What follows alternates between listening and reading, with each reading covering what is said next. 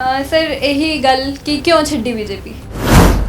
But ਕਿਤੇ ਨਾ ਕਿਤੇ ਜਿਹੜੀ ਸਾਡੀ ਇਸ ਟਾਈਮ ਪੰਜਾਬ ਦੀ ਹਾਈ ਕਮਾਨ ਔਰ ਸਾਡੀ ਲੋਕਲ ਲੀਡਰਸ਼ਿਪ ਜਿਹੜੀ ਲੁਧਿਆਣੇ ਦੀ ਆ, ਪਿਛਲੇ ਬਹੁਤ ਸਮੇਂ ਤੋਂ ਜਿਹੜਾ ਉਤਪੀੜਨ ਸੀ ਉਹ ਮਹਿਸੂਸ ਕਰ ਰਹੇ ਸੀ ਕਿ ਬਹੁਤ ਉਤਪੀੜਨ ਹੋ ਰਿਹਾ। ਜਿਹੜੇ ਸਾਡੇ ਪੰਜਾਬ ਦੇ ਵਿੱਚ ਇੱਥੇ ਲੋਕਲ ਅਧਿਕਾਰੀ ਸੀ ਉਹਨਾਂ ਨੇ ਅੱਗੋਂ ਆਪਣੇ ਚਹੇਤਿਆਂ ਨੂੰ ਲੀਡਰਸ਼ਿਪ ਜਿਹੜੀ ਸੀ ਉਹ ਲੁਧਿਆਣੇ ਦੀ ਚੁਣ ਲਈ।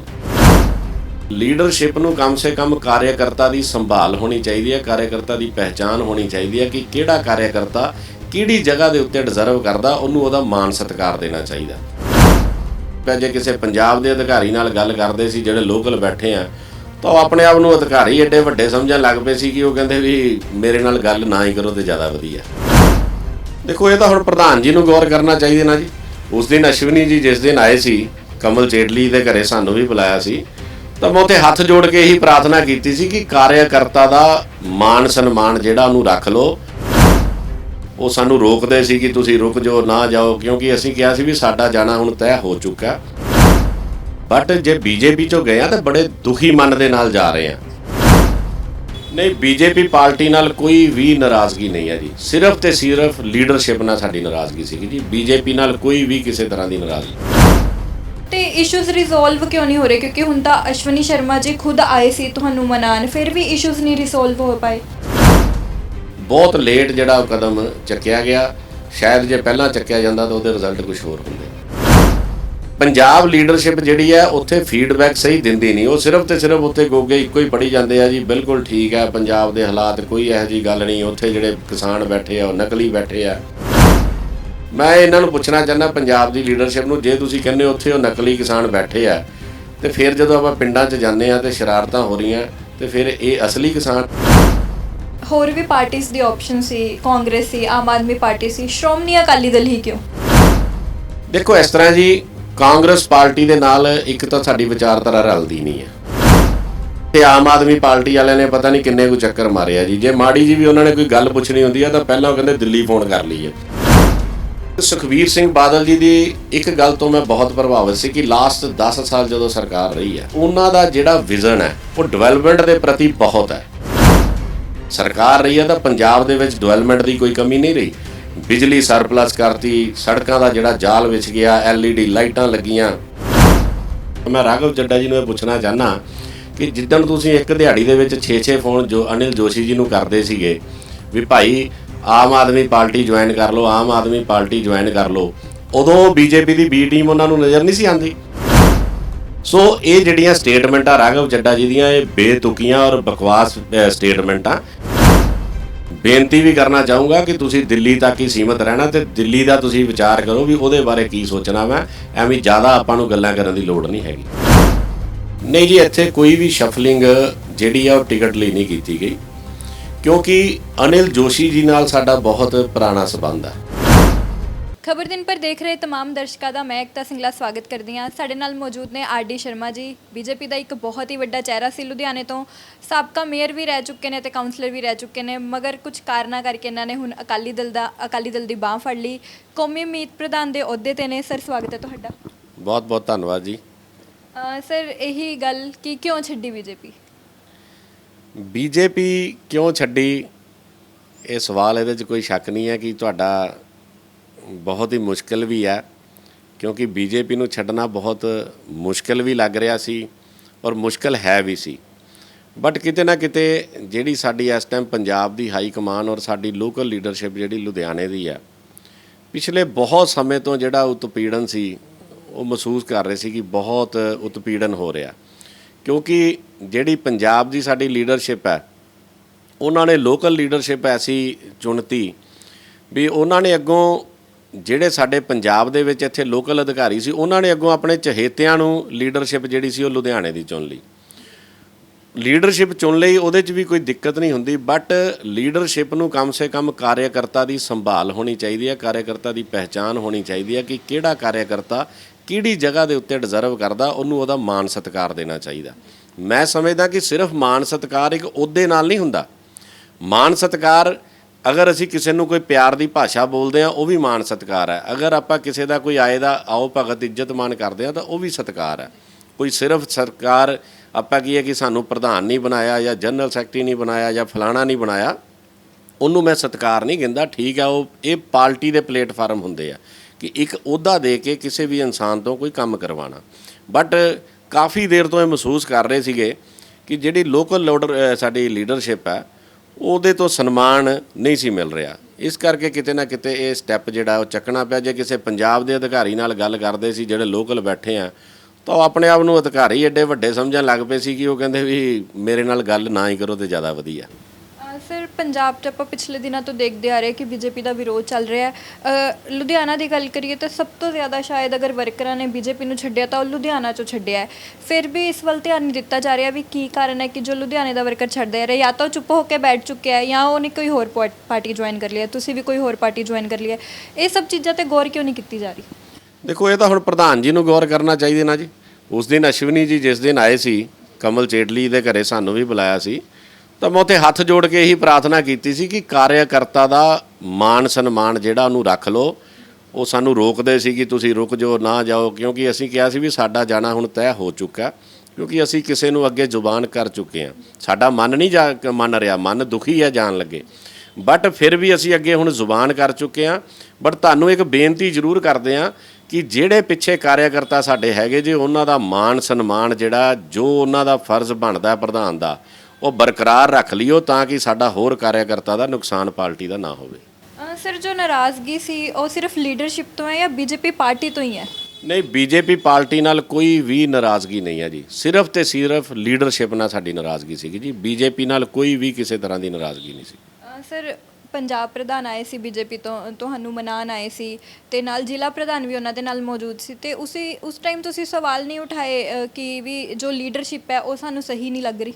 ਨਹੀਂ, ਬਹੁਤ ਸਾਰੇ ਸਵਾਲ ਹੋਏ ਜੀ ਉੱਥੇ, ਸਵਾਲ ਬਹੁਤ ਸਾਰੇ ਹੋਏ। ਉਹਨਾਂ ਨੇ ਫਿਰ ਵੀ ਕਿਹਾ ਵੀ ਚਲੋ ਇਹਦੇ ਬਾਰੇ, ਬਟ ਉਹ ਬਹੁਤ ਮੈਂ ਸਮਝਦਾ ਲੇਟ ਕਦਮ ਚੱਕਿਆ ਗਿਆ ਜਿਹੜਾ ਚੱਕਣਾ ਸੀ। ਕਿਉਂਕਿ ਦੇਖੋ, ਅਸੀਂ ਸਮਾਜ ਦੇ ਵਿੱਚ ਰਹਿੰਦੇ ਹਾਂ, ਸਮਾਜ ਦੇ ਵਿੱਚ ਰਹਿ ਕੇ ਜੇ ਕਿਸੇ ਨਾ ਕਿਸੇ ਨੇ ਕਿਸੇ ਨਾਲ ਕੋਈ ਕਮਿਟ ਕਰ ਲਈ ਹੁੰਦੀ ਹੈ ਗੱਲ, ਤਾਂ ਉਹ ਫਿਰ ਕਿਤੇ ਨਾ ਕਿਤੇ ਪੂਰੀ ਵੀ ਕਰਨੀ ਜ਼ਰੂਰੀ ਆ। ਮੈਂ ਸਮਝਦਾ ਕਿ ਜੇ ਇਨਸਾਨ ਦੀ ਕੋਈ ਜ਼ੁਬਾਨ ਨਹੀਂ ਹੈ ਕਿ ਅੱਜ ਗੱਲ ਕੋਈ ਕੀਤੀ ਤੇ ਕੱਲ੍ਹ ਨੂੰ ਮੁੱਕਰ ਜੇ, ਤਾਂ ਫਿਰ ਉਹ ਇਨਸਾਨ ਵੀ ਨਹੀਂ ਹੈ।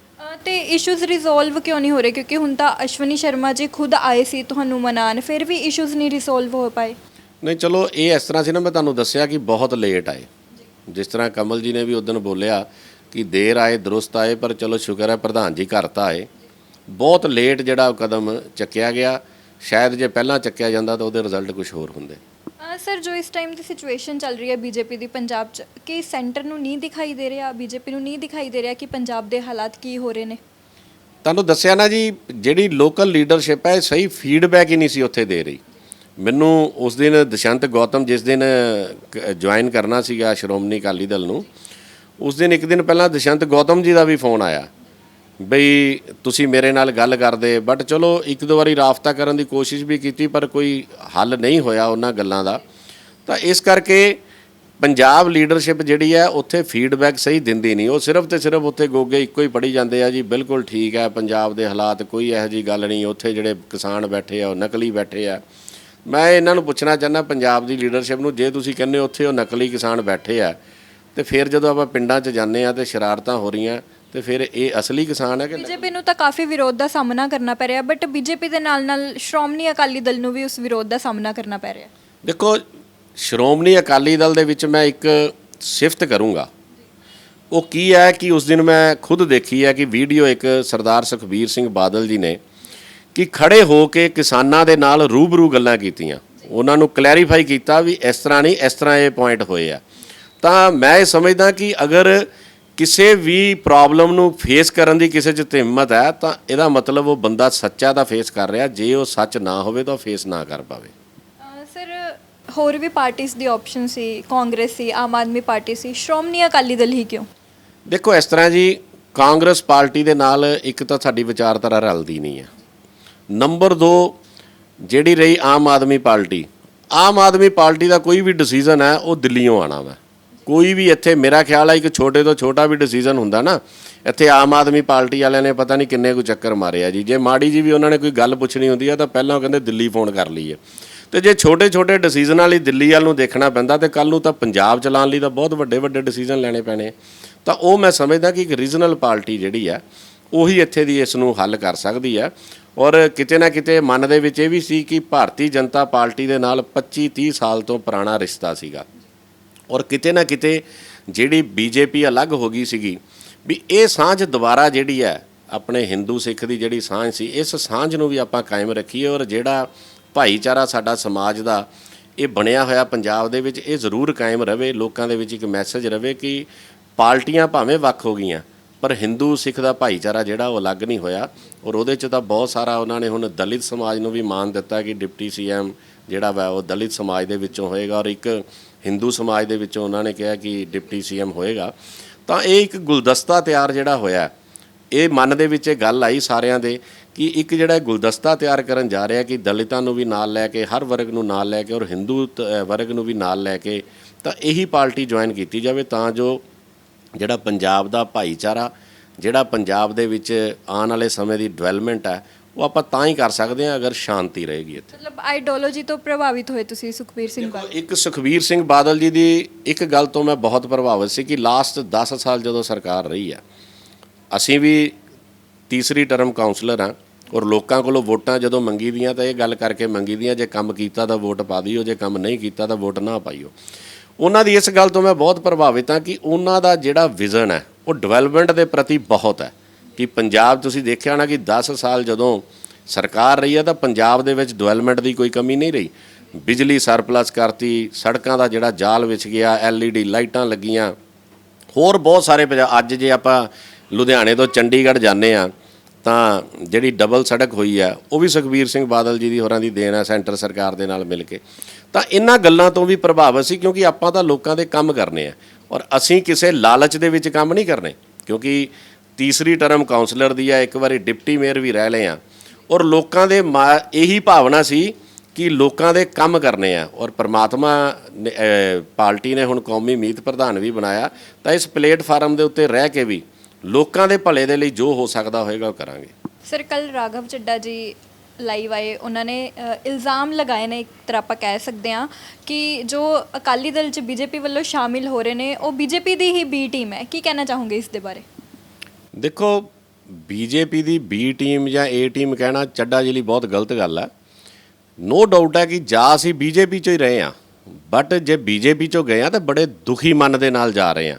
ਕੋਈ ਖੁਸ਼ੀ ਅਸੀਂ ਅਕਾਲੀ ਦਲ 'ਚ ਹੱਲੇ ਨਹੀਂ ਗਏ, ਬੜੇ ਦੁਖੀ ਮਨ ਦੇ ਨਾਲ ਬੀਜੇਪੀ ਨੂੰ ਛੱਡ ਕੇ ਜਾ ਰਹੇ ਹਾਂ। ਬਾਕੀ ਰਾਘਵ ਚੱਡਾ ਜੀ ਦੀ ਤਾਂ ਹਰ ਸੋਚ ਹੀ ਰਾਜਨੀਤਿਕ ਸੋਚ ਆ। ਮੈਂ ਰਾਘਵ ਚੱਡਾ ਜੀ ਨੂੰ ਇਹ ਪੁੱਛਣਾ ਚਾਹੁੰਦਾ ਕਿ ਜਿੱਦਣ ਤੁਸੀਂ ਇੱਕ ਦਿਹਾੜੀ ਦੇ ਵਿੱਚ 6-6 ਫੋਨ ਜੋ ਅਨਿਲ ਜੋਸ਼ੀ ਜੀ ਨੂੰ ਕਰਦੇ ਸੀਗੇ ਵੀ ਭਾਈ ਆਮ ਆਦਮੀ ਪਾਰਟੀ ਜੁਆਇਨ ਕਰ ਲਓ, ਆਮ ਆਦਮੀ ਪਾਰਟੀ ਜੁਆਇਨ ਕਰ ਲਓ, ਉਦੋਂ ਬੀਜੇਪੀ ਦੀ ਬੀ ਟੀਮ ਉਹਨਾਂ ਨੂੰ ਨਜ਼ਰ ਨਹੀਂ ਸੀ ਆਉਂਦੀ। ਅੱਜ ਜੇ ਸਾਡੀ ਟੀਮ ਨੂੰ ਲੱਗਿਆ ਕਿ ਅਸੀਂ ਅਕਾਲੀ ਦਲ ਜੁਆਇਨ ਕਰਨਾ ਕਿਉਂਕਿ ਪੰਜਾਬ ਦੀ ਬਿਹਤਰੀ ਲਈ, ਪੰਜਾਬ ਦੀ ਡਿਵੈਲਪਮੈਂਟ ਲਈ, ਪੰਜਾਬ ਦੇ ਭਾਈਚਾਰੇ ਲਈ ਅਗਰ ਪਾਰਟੀ ਕੰਮ ਕਰ ਸਕਦੀ ਹੈ ਤਾਂ ਸ਼੍ਰੋਮਣੀ ਅਕਾਲੀ ਦਲ ਕਰ ਸਕਦੀ ਹੈ, ਤਾਂ ਅੱਜ ਰਾਘਵ ਚੱਡਾ ਜੀ ਨੂੰ ਅਸੀਂ ਬੀ ਟੀਮ ਨਜ਼ਰ ਆਉਣੀ ਸ਼ੁਰੂ ਹੋ ਗਏ। ਸੋ ਇਹ ਜਿਹੜੀਆਂ ਸਟੇਟਮੈਂਟਾਂ ਰਾਘਵ ਚੱਡਾ ਜੀ ਦੀਆਂ, ਇਹ ਬੇਤੁਕੀਆਂ ਔਰ ਬਕਵਾਸ ਸਟੇਟਮੈਂਟਾਂ, ਇਹਨਾਂ 'ਚ ਕੋਈ ਵਜਨ ਨਹੀਂ ਹੈ, ਕੋਈ ਜਾਨ ਨਹੀਂ ਹੈ। ਮੈਂ ਤਾਂ ਤੁਹਾਨੂੰ ਇੱਕ ਗੱਲ ਕਹੀ, ਫੇਰ ਕਹਿ ਰਿਹਾ ਕਿ ਅਗਰ ਭਾਰਤੀ ਜਨਤਾ ਪਾਰਟੀ ਇਹ ਪੂਰੀ ਟੀਮ ਨੇ ਜਿੰਨੇ ਕੱਲ੍ਹ ਜੁਆਇਨ ਕੀਤੀ ਹੈ ਬੜੇ ਦੁਖੀ ਹਿਰਦੇ ਦੇ ਨਾਲ ਛੱਡੀ ਹੈ। ਅੱਜ ਵੀ ਕਿਤੇ ਨਾ ਕਿਤੇ ਹੋ ਸਕਦਾ ਮਨ ਦੇ ਵਿੱਚ ਟੀਸ ਹੋਊਗੀ, ਕੋਈ ਖੁਸ਼ੀ ਉੱਧਰ ਨਹੀਂ ਗਿਆ। ਮੇਰਾ ਖਿਆਲ ਹੈ ਕਿ ਕਮਰੇ ਦੇ ਵਿੱਚ ਬੈਠ ਕੇ ਕੋਈ ਵੀ ਸ਼ਖਸ ਐਸਾ ਨਹੀਂ ਹੋਏਗਾ ਕਿ ਜਿਹਦਾ ਮਨ ਨਹੀਂ ਭਰਿਆ ਹੋਏਗਾ ਔਰ ਜਿਹੜਾ ਭਾਵਨਾ ਦੇ ਵਿੱਚ ਰੋਇਆ ਨਹੀਂ ਹੋਏਗਾ। ਬਟ ਕੋਈ ਨਾ ਕੋਈ ਮਜਬੂਰੀਆਂ ਸੀ ਜਿਹਦੇ ਕਰਕੇ ਉਹ ਚਲੇ ਗਏ।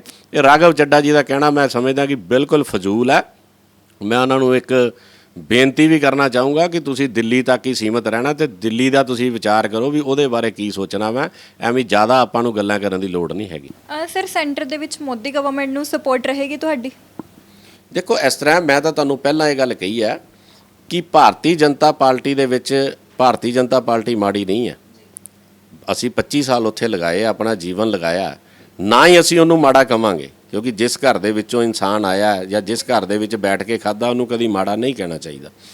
ਨੋ ਡਾਊਟ ਹੈ ਕਿ ਮੈਂ ਤੁਹਾਨੂੰ ਬਾਰ-ਬਾਰ ਕਹਿ ਰਿਹਾ ਕਿ ਇੱਥੋਂ ਦੀ ਜਿਹੜੀ ਲੀਡਰਸ਼ਿਪ ਹੈ ਇਸ ਟਾਈਮ ਉਹ ਨੁਕਸਾਨ ਜ਼ਰੂਰ ਭਾਰਤੀ ਜਨਤਾ ਪਾਰਟੀ ਦਾ। ਅਸੀਂ ਵੀ ਬੜੇ ਦੁਖੀ ਹਿਰਦੇ ਦੇ ਨਾਲ ਇਹ ਕਦਮ ਚੱਕਿਆ, ਬਟ ਇਹ ਲੱਗ ਰਿਹਾ ਸੀ ਕਿ ਚਲੋ ਜੇ ਇੱਕ ਘਰ 'ਚੋਂ ਉੱਠ ਕੇ ਦੂਸਰਾ ਘਰ ਤਾਂ ਉਹੀ ਹੈ ਕਿ ਜਿਹੜਾ ਸਾਡੇ ਨਾਲ ਇੰਨੇ ਸਾਲਾਂ ਦੀ ਜਿਹਦੀ ਸਾਂਝ ਰਹੀ ਹੈ ਔਰ ਉਹਨਾਂ ਦੀ ਸੋਚ ਜਿਹੜੀ ਆ ਪੰਜਾਬ ਦੇ ਪ੍ਰਤੀ, ਪੰਜਾਬ ਦੇ ਭਾਈਚਾਰੇ ਦੇ ਪ੍ਰਤੀ, ਪੰਜਾਬ ਦੀ ਡਿਵੈਲਪਮੈਂਟ ਦੇ ਪ੍ਰਤੀ ਹੈ, ਤਾਂ ਫਿਰ ਇਹੀ ਪਲੇਟਫਾਰਮ ਚੁਣਿਆ ਜਾਏ। ਜੀ, ਸਰ ਵਿਧਾਨ ਸਭਾ ਦੀ ਅਗਰ ਆਪਾਂ ਗੱਲ ਕਰੀਏ ਕਿ ਹੁਣ ਤੁਸੀਂ ਅਕਾਲੀ ਦਲ ਤੋਂ ਇਸ ਵਾਰ ਲੜਦੇ ਨਜ਼ਰ ਆਉਂਗੇ ਕਨਸਟੀਟੂਐਂਸੀ ਦੀ ਸੀਟ ਤੇ? ਦੇਖੋ ਇਸ ਤਰ੍ਹਾਂ ਇਹ ਫੈਸਲੇ ਪਾਰਟੀਆਂ ਦੇ ਹੁੰਦੇ ਆ। ਅਗਰ ਪਾਰਟੀ ਸਮਝਦੀ ਹੋਏਗੀ ਕਿ ਇਹ ਕੈਂਡੀਡੇਟ ਬਿਹਤਰ ਹੈ, ਸਾਨੂੰ ਸੀਟ ਵੀ ਜਿੱਤ ਕੇ ਦੇ ਸਕਦਾ ਹੈ ਔਰ ਸਮਾਜ ਦੀ ਭਲਾਈ ਕਰ ਸਕਦਾ, ਤਾਂ ਪਾਰਟੀ ਮੌਕਾ ਦੇਗੀ ਤੇ ਜ਼ਰੂਰ ਲੜਾਂਗਾ ਜੀ। ਜੇ ਪਾਰਟੀ ਕਿਸੇ ਹੋਰ ਕੈਂਡੀਡੇਟ ਨੂੰ ਲੜਾਏਗੀ ਤਾਂ ਉਹਦੀ ਮੈਂ ਮਦਦ ਕਰੂੰਗਾ ਜੀ। ਸਰ ਆਮ ਤੌਰ ਤੇ ਦੇਖਿਆ ਜਾਂਦਾ ਹੈ ਕਿ ਜੋ ਇਲੈਕਸ਼ਨਸ ਤੋਂ ਪਹਿਲਾਂ ਸ਼ਫਲਿੰਗ ਹੁੰਦੀ ਹੈ ਉਹ ਟਿਕਟਸ ਲਈ ਹੀ ਹੁੰਦੀ ਹੈ।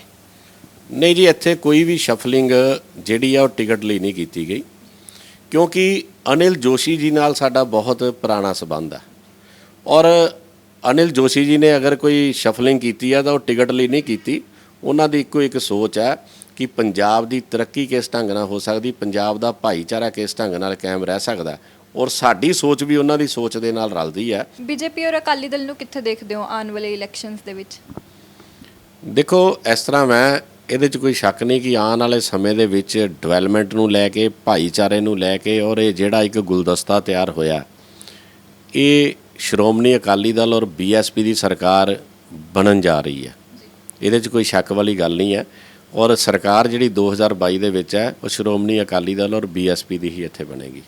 ਤੇ ਸਰ ਬੀਜੇਪੀ ਬਾਰੇ ਕੀ ਕਹਿਣਾ ਚਾਹੋਗੇ, ਕਿਉਂਕਿ ਦਾਅਵੇ ਇਹੀ ਕੀਤੇ ਜਾ ਰਹੇ ਨੇ ਕਿ ਸਰਕਾਰ ਬੀਜੇਪੀ ਦੀ ਬਣੇਗੀ? ਨਹੀਂ, ਮੈਂ ਤਾਂ ਤੁਹਾਨੂੰ ਕਹਿ ਰਿਹਾ ਜੀ ਕਿ ਸ਼੍ਰੋਮਣੀ ਅਕਾਲੀ ਦਲ ਔਰ ਬੀਐਸਪੀ ਦੀ ਸਰਕਾਰ ਬਣੇਗੀ, ਉਸ ਤੋਂ ਅੱਗੇ ਮੈਂ ਕੀ ਕਹੂੰਗਾ ਜੀ। ਸਰ ਅਗਰ ਆਉਣ ਵਾਲੇ ਸਮੇਂ ਵਿੱਚ ਦੇਖਣ ਨੂੰ ਮਿਲਦਾ ਹੈ ਕਿ ਬੀਜੇਪੀ ਔਰ ਅਕਾਲੀ ਦਲ ਦਾ ਫੇਰ ਤੋਂ ਗੱਠਜੋੜ ਹੋ ਰਿਹਾ, ਉਸ ਨੂੰ ਤੁਸੀਂ ਕਿਸ ਤਰੀਕੇ ਨਾਲ ਦੇਖਦੇ ਹੋ? ਦੇਖੋ ਇਹ ਫੈਸਲੇ ਜਿਹੜੇ ਆ, ਕੋਈ ਫੈਸਲੇ ਸਾਡੇ ਲੈਵਲ ਤੇ ਨਹੀਂ ਹੋਣੇ, ਇਹ ਫੈਸਲੇ ਹਾਈ ਕਮਾਂਡ ਦੇ ਲੈਵਲ ਤੇ ਹੋਣੇ ਆ। ਕੱਲ ਨੂੰ ਉਹ ਕੀ ਕਰਦੇ ਆ ਕੀ ਨਹੀਂ ਕਰਦੇ ਉਹ ਇੱਕ ਸੈਪਰੇਟ ਉਹਨਾਂ ਦਾ ਇਸ਼ੂ ਹੈ। ਬਟ ਅਸੀਂ ਤਾਂ ਇੱਕ ਚੀਜ਼ ਸਮਝਦੇ ਹਾਂ ਕਿ ਸਾਨੂੰ ਜਿਹੜਾ ਪਲੇਟਫਾਰਮ ਚੁਣਿਆ ਸੀ, ਅਗਰ ਬੀਜੇਪੀ ਦੇ ਪਲੇਟਫਾਰਮ ਤੇ ਸੀ ਤਾਂ ਉਦੋਂ ਵੀ ਲੋਕਾਂ ਦੇ ਲਈ ਕੰਮ ਕਰਦੇ ਸੀ। ਜੇ ਅੱਜ ਅਕਾਲੀ ਦਲ ਦੇ ਪਲੇਟਫਾਰਮ ਤੇ ਆਏ ਆ ਤੇ ਤਾਂ ਵੀ ਲੋਕਾਂ ਲਈ ਹੀ ਕੰਮ ਕਰਨਾ ਵਾ। ਬਾਕੀ ਸਮਝੌਤਾ ਕਰਨਾ ਨਹੀਂ ਕਰਨਾ ਇਹ ਤਾਂ ਉੱਪਰਲੀਆਂ ਸੋਚਾਂ, ਇਹਦੇ ਬਾਰੇ ਅਸੀਂ ਕੀ ਜਵਾਬ ਦੇ ਸਕਦੇ ਹਾਂ ਜੀ। ਸ਼ੁਕਰੀਆ ਸਰ ਤੁਹਾਡਾ ਬਹੁਤ ਬਹੁਤ ਥੈਂਕ ਯੂ ਜੀ, ਧੰਨਵਾਦ। ਅਸੀਂ ਕੀਤੀ ਆਰ.ਡੀ. ਸ਼ਰਮਾ ਜੀ ਨਾਲ ਖਾਸ ਗੱਲਬਾਤ, ਜਿਨ੍ਹਾਂ ਵਿੱਚ ਉਹਨਾਂ ਨੇ ਰੀਜ਼ਨਸ ਦੱਸੇ ਕਿ ਕਿਉਂ ਬੀਜੇਪੀ ਨੂੰ ਛੱਡ ਕੇ ਉਹਨਾਂ ਨੇ ਅਕਾਲੀ ਦਲ ਜੁਆਇਨ ਕੀਤਾ ਅਤੇ ਉਹਨਾਂ ਨੇ ਡਿਵੈਲਪਮੈਂਟ ਦੇ ਵਿਜ਼ਨ ਨੂੰ ਅੱਗੇ ਰੱਖਦੇ ਹੋਏ ਸਾਰੀ ਆਪਣੀ ਵਿਚਾਰਧਾਰਾ ਸਾਡੇ ਨਾਲ ਸ਼ੇਅਰ ਕੀਤੀ। ਇਸੇ ਦੇ ਨਾਲ ਕੈਮਰਾਮੈਨ ਦਵਿੰਦਰ ਦੇ ਨਾਲ ਮੈਂ ਏਕਤਾ ਸਿੰਗਲਾ, ਤੁਸੀਂ ਦੇਖਦੇ ਰਹੋ ਖਬਰ ਦਿਨ ਪਰ। ਧੰਨਵਾਦ।